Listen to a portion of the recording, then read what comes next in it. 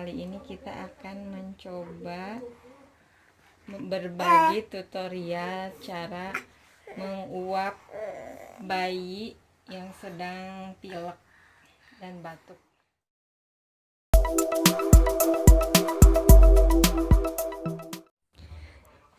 Sebelum melanjutkan videonya, jangan lupa like dan subscribe dan bunyikan loncengnya untuk mendapatkan video terbaru dari kami. Let's go guys.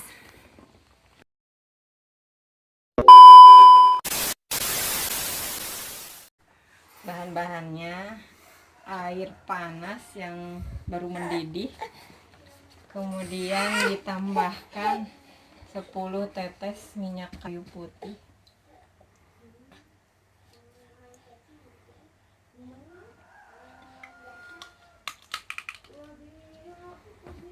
kemudian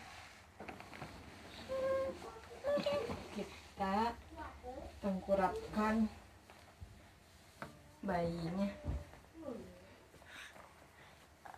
sambil dipegang seperti ini. Uapnya kita arahkan ke muka.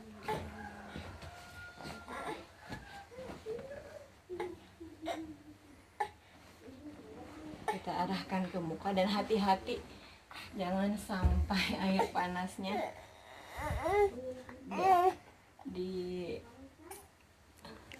dipegang oleh bayi.